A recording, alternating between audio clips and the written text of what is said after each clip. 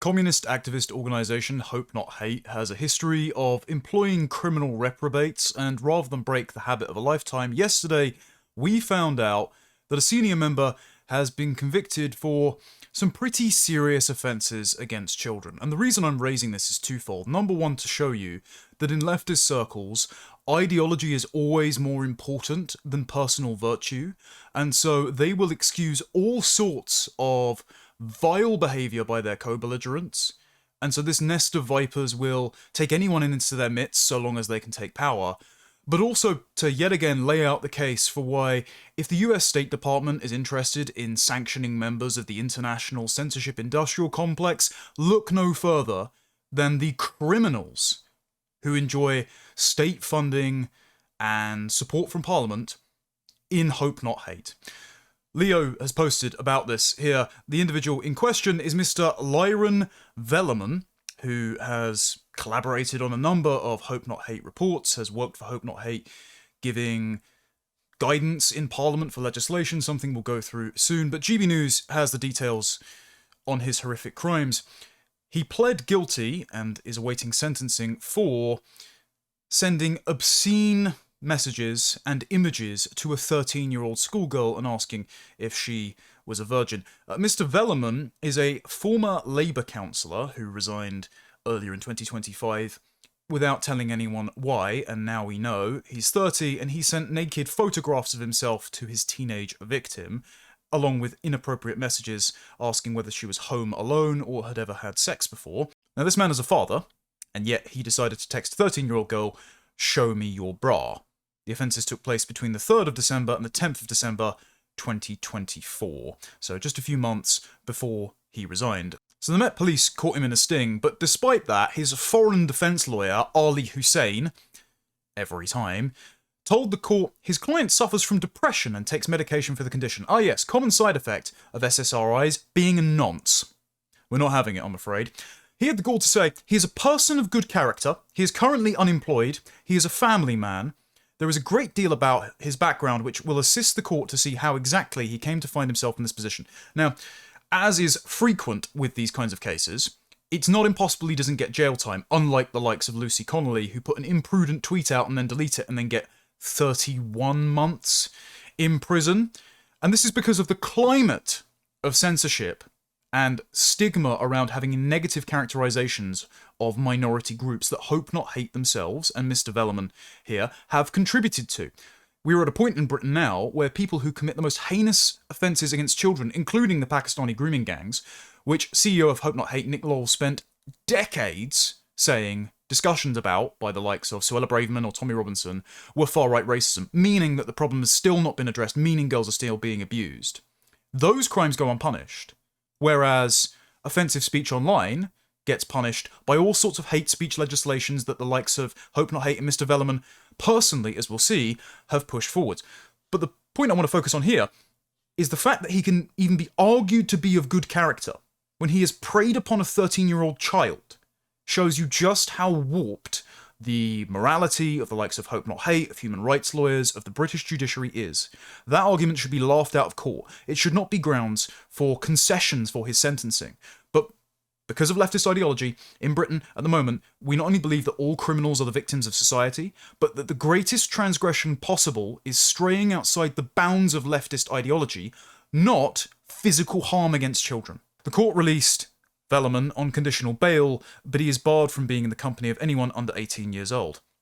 Well, that's just useful. I'm sure he'll stick by that. Sentencing has been postponed until the 10th of February. He stepped down from his role as Labour councillor for Barnet in April of last year and gave no explanation for his departure at the time. The council also deleted all of his social media accounts when he resigned. But don't worry, he has quite the extensive online presence thanks to his work with Hope Not Hate. He'd previously campaigned alongside Keir Starmer and was described as an ally of Sadiq Khan. He held a senior position within the Jewish Labour movement, which also Baroness Ruth Smeeth has been a part of. She was a senior appointee on Hope Not Hate's board. She has also been listed as a foreign intelligence asset in Communiques in 2009, meaning that it's not unlikely that, as well as having help from the Home Office and the Met Police, Hope Not Hate have help from domestic and foreign intelligence agencies. They're a very powerful organisation. that has employed a literal paedophile as one of their senior campaigners. Starmer selected Barnet, which is Velleman's borough, as the location to launch Labour's local election campaign in April of 2022, and he appeared at that event with London Mayor Sadiq Khan. Velleman was also involved, as David Shipley points out, in representing Hope Not Hate during parliamentary sessions, and one includes giving evidence during the committee stage of crafting the Online Safety Act. You know, that bill that's meant to protect children from harmful online content, including pornography and content that encourages self-harm. So Hope Not Hate thought it was a great idea to have an actual paedophile go forward and represent them in a legislative session about protecting children online. And it's not because they wanted, of course, to protect children principally from that kind of content. It's because they were worried about the rise of the far right on alternative media platforms. And that's what Velleman spoke about during this committee hearing. As we can see here, he spoke about small platforms, and he said, Velleman said, from the perspective of Hope Not Hate, most of our work targeting and looking at far-right groups is spent on some of the smaller platforms. He gave BitChute as an example. I think that the original intention of the bill, when it was first written, may have been a more sensible way of looking at the social media ecospace. Larger platforms could host some of this content, while other platforms were just functionally not ready to host large, international far-right groups. But that has changed radically during the pandemic. Now, there are so many smaller platforms, whether small means hundreds of thousands, tens of thousands, or even smaller, that are almost as easy to use as some of the larger platforms we all know so well. Some of the content on those smaller platforms is definitely the most extreme. There are mechanisms utilised by the far right, not just in the UK but around the world, to move that content and move people from some of the larger platforms where they can recruit onto the smaller platforms. Now, by far right, he doesn't mean actual neo-Nazis. He means Tommy Robinson. He means me, because Hope Not Hate wrote a hit piece on me after interviewing Liz Truss, where they said that I was anti-Semitic.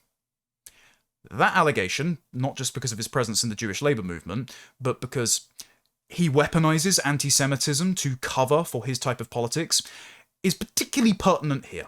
Because Hope Not Hate trades in false allegations of racism, fascism, and yes, anti-Semitism, using the spectres of Adolf Hitler and the Holocaust to push explicitly communist politics, and we'll get onto that in a moment. During the session, he also said, we turn around and say, here is BitChute, or hundreds of other platforms that should be banned. We spend 6 months saying to the government that it needs to be banned, so Hope Not Hate were involved in pushing the proscription of BitChute, a British-based company. So they're using the Online Safety Act to censor alternative media platforms, to censor free speech. I'm raising this because this is the kind of thing that the US State Department are trying to tackle, the censorship of populist parties concerned about immigration, and to tackle the censorship of free speech and the lawful participation in a democracy by putting forward political positions that are popular with the people, but that the state and its various NGO front groups like Hope Not Hate do not like. Well, here's a clear-cut example of a paedophile using a piece of legislation that's meant to protect children from harmful online content, contorting the legislation to censor the free speech of his political opponents, and he had the assistance of both the prior and sitting government to do it.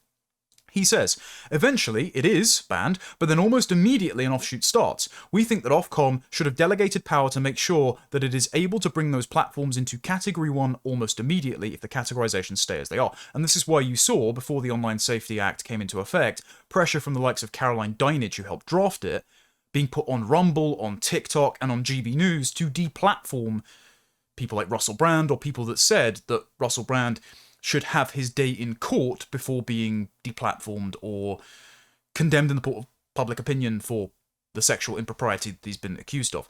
I'm happy to let the man have his day in court, but the government wasn't, and that's, as it seems to be here, less because of Russell Brand's potential sexual impropriety, allegations levelled at him after a Channel 4 documentary, Channel 4 working very closely with Hope Not Hate, and more about the fact that he was a dissident voice during the COVID lockdowns. Velleman also responded to a question from Kim Leadbeater. Kim Leadbeater is the MP who's been pushing the assisted dying bill relentlessly through Parliament. She is the sister of the former Labour MP Jo Cox, who was murdered around the Brexit years by a schizophrenic who people say is a far-right terrorist. Also, Jo Cox's husband, her widower, is a political activist, Brendan Cox. He is involved in all sorts of government consultations, pushing back against the far right. So there's a network going on here. But Leadbeater asked, the bill contains duties to protect content of democratic importance and journalistic content. What is your view of these measures and their likely effectiveness? And Velleman cited Tommy Robinson as a reason why these protections should only be afforded to journalists that the state considers to be credible, basically punishing citizen journalists and actual dissidents while accrediting mainstream media outlets that push the kind of talking points that the state wants them to. Yet again, censoring free speech in a democracy to ensure that the electorate only has a narrow band of limited political options, which the ruling powers already agree with. Velleman said, there is a far-right outlet called Urban Scoop run by Tommy Robinson. They just need to add a complaint system to their website and then they would be considered a journalist. There are a number of citizen journalists who specifically go to our borders to harass people who are seeking refuge in this country. Translation, they go to Calais and they film the men being smuggled by criminal gangs over the channel to break into our country to leech off the taxpayer, and they're the villains rather than the criminal gangs doing it and the men spending thousands to break into our country. He says, they call themselves journalists. Tommy Robinson calls himself a journalist. These people have been specifically taken off platforms because they have repeatedly broken the terms of service on those platforms, and we see this as a potential avenue for them to make the case they should return. Basically, we want big tech to deplatform our political opponents, and we don't want legislation that demands they also get a fair hearing and free speech. So we should censor people like Tommy Robinson and anyone else we accuse of being far-right. To square the circle of this censorious approach to free speech, they use Orwellian terms like maximising free speech or media literacy and combating disinformation to insist that free speech cannot exist on online platforms unless minority groups are protected from hate speech. So Velleman said, we're satisfied the bill adequately protects freedom of speech. Our view is that, if people are worried that it does not, beefing up the universal protections for freedom of speech should be a priority instead of what we believe are potentially harmful exceptions to the bill.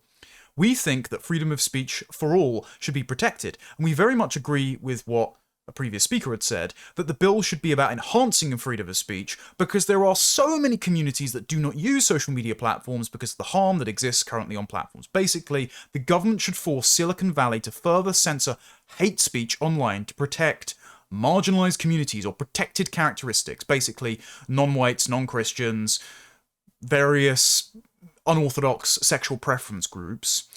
And so by censoring, you're maximizing free speech.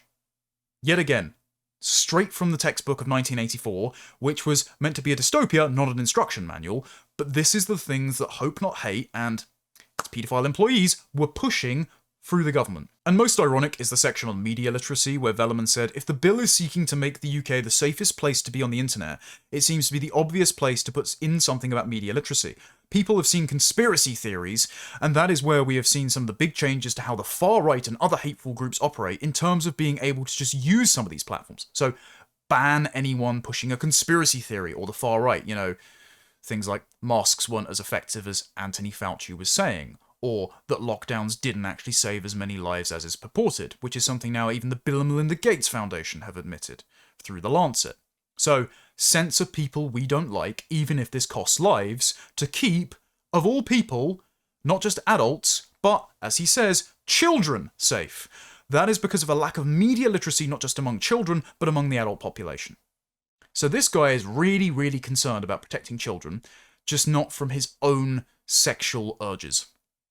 And this is the kind of person that Hope Not Hate thought was a great representative for their sort of politics in government committees shaping the Online Safety Act, which now censors my Substack as being harmful for children because of what this guy wanted. A convicted paedophile. Now, it's also relevant to mention that Velleman was a director of the North London Synagogue, because Velleman used Hope Not Hate to insist that all of his opponents are akin to the Nazis, to insist that the likes of me, or Tommy Robinson, or Reform UK, or sitting Conservative ministers were just one election away from Jewish expulsions and extermination camps. That pieces of legislation like the Online Safety Act should ban dissident voices on social media platforms, because otherwise we're going to get another Holocaust. And he used the memory of his own family and their persecution at the hands of Hitler, which is of course atrocious, to do that, to create this bogeyman and impose it on their political opponents. And Harry Schuckman did the same thing during the documentary Undercover Exposing the Far Right, broadcast by Channel 4 in late October 2024, where Harry Schuckman, yet again, procured, apparently via deed poll, this passport to let himself pose as alias Christopher Charles Morton to entrap the subjects of that documentary. And there was a lot of speculation as to the legality of how he obtained that at the time. Their lawyers insist that Schuckman was perfectly legal to use the deed poll to change his name forward and back within a year to procure this passport and travel internationally on it, which is important for America, of course, when considering sanctions for such people. But he was still writing under his real name, Harry Schuckman, at the time for other outlets. So it's pretty dubious as to the legality of that, at least I would say, in my non-expert opinion.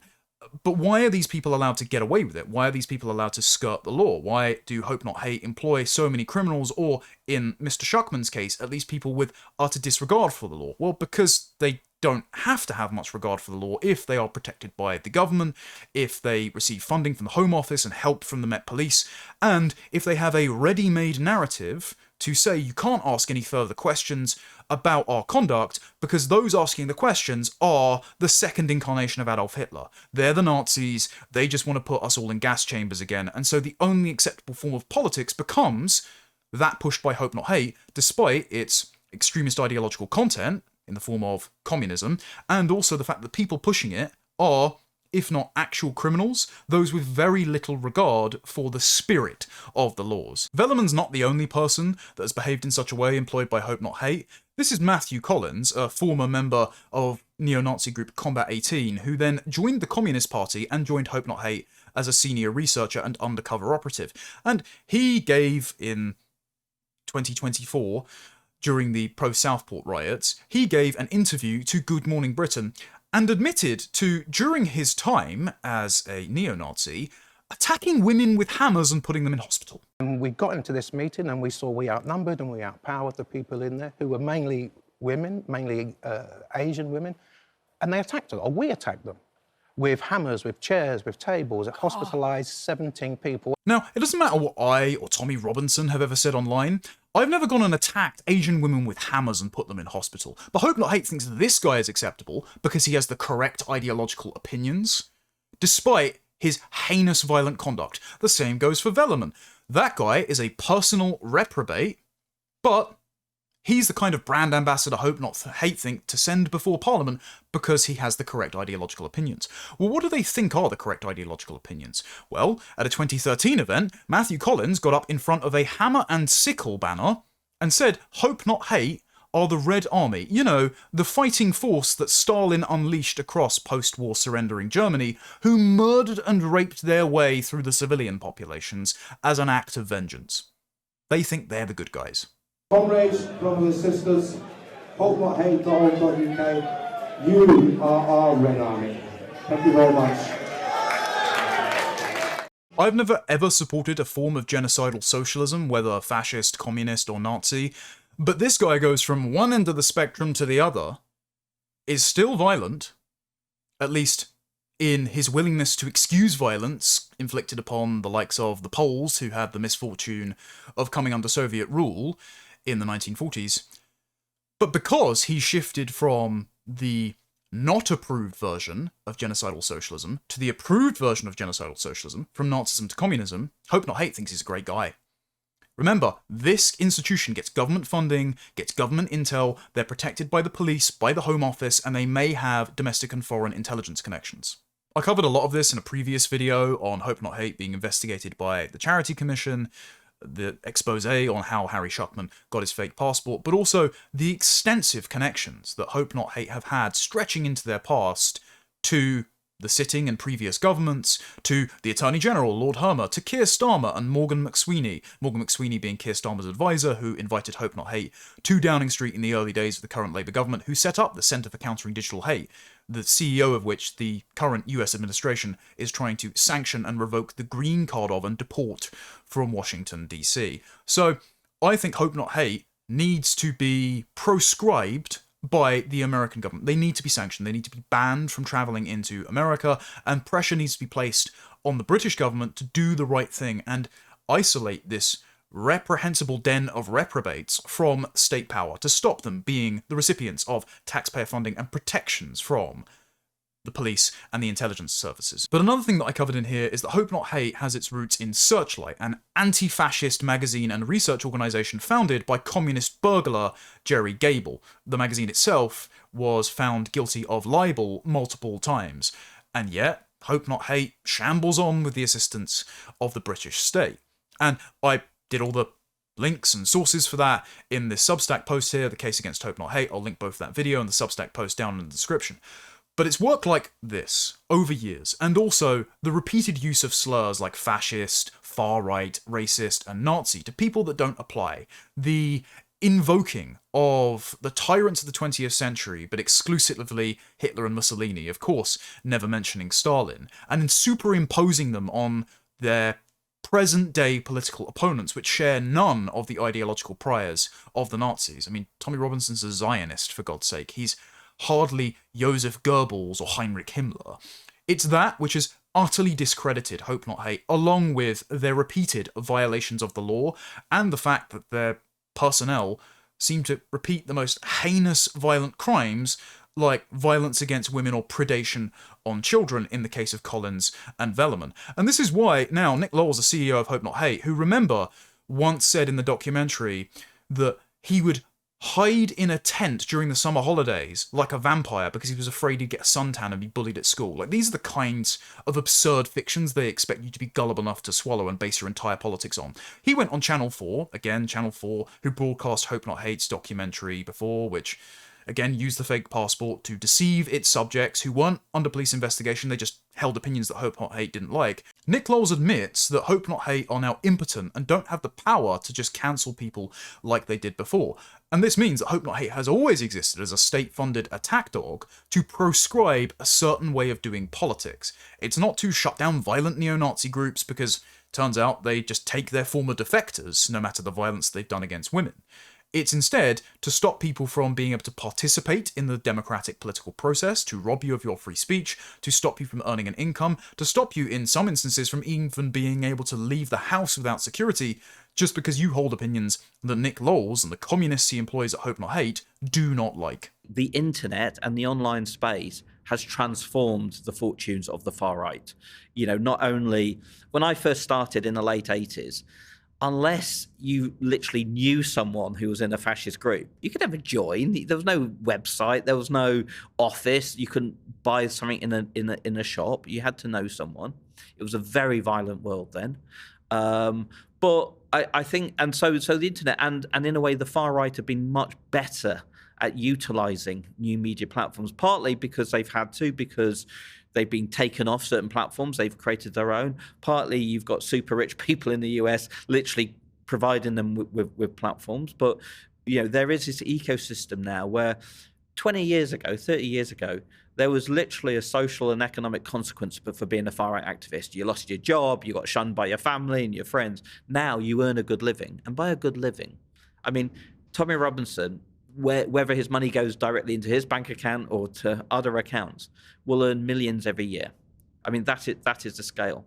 But we cannot ignore the street as well, because I think what we've seen over the summer with the rising rhetoric around hotels, the protests, the flags, which is a kind of driven by Tommy Robinson's gang, the consequence of that has been rising racism in society. Setting the figure of Tommy Robinson aside, because this is always the straw man that Hope Not Hate use, let me translate here. Nick Lowles is frustrated that he can't use his organisation, which has state funding and assistance from the intelligence agencies and the police and the most senior officials in the civil service and the government, to ruin your life for putting up a flag in your local area.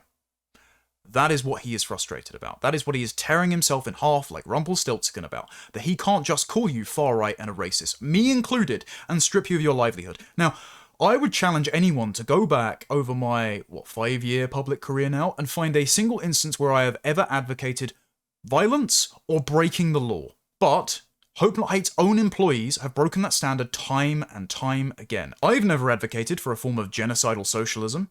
I've never advocated for discriminating against people on the basis of race. Hope Not Hate have, and they have been the beneficiaries of state funding and intel for it. And I wonder why, Nick, people think that you shouldn't be taken seriously anymore. I wonder why you can't deputise the public and every institution, including those on the right, like Reform UK, who used you back in the UKIP days and before the 2024 election to vet their candidates for them, which is at best a grave mistake, and at worst an act of serious treachery to your own side. I wonder why people aren't doing that anymore. I wonder why people aren't carrying out your cancellations on your behalf. Well, it's because you don't seem to have much regard for the law, either. You don't seem to face consequences for your actions, either when you lie about acid attacks against Muslim women, or the hundreds of spontaneous far-right riots that were going to happen in August of 2024, that then Stand Up to Racism and the union-funded Socialist Worker Party activists, that all marshalled in towns and cities across the country, and all ended up on the front page of newspapers the following day mysteriously, came out to combat, and then you admitted was a hoax on Twitter, and you said, well, at least homes today are getting an image of anti-racist protesters unified against the phantom far right. I wonder why people don't take you seriously when you lie time and time again, when you smear people and trying to ruin the lives of people who have basically nothing in common. I don't have much in common with Combat 18. I don't have much in common with many Conservative ministers who oversaw the Boris wave, and yet you use the same labels on all of us to try and stop us from participating in politics. So, to those in the United States, to those who might be working on Capitol Hill, who may watch this show, add these guys to your list for the next round of free speech sanctions. Whether you have to bend the ear of Sarah Rogers or Senator Rubio, make it a top priority. Because these law-breaking communist activists have been shaping legislation, have been ruining the lives of people just trying to participate democratically, peacefully in their domestic politics to lower levels of migration and stop national scandals like the Pakistani grooming gangs. These are the people that have been stopping our ability to earn a living and show our face in public.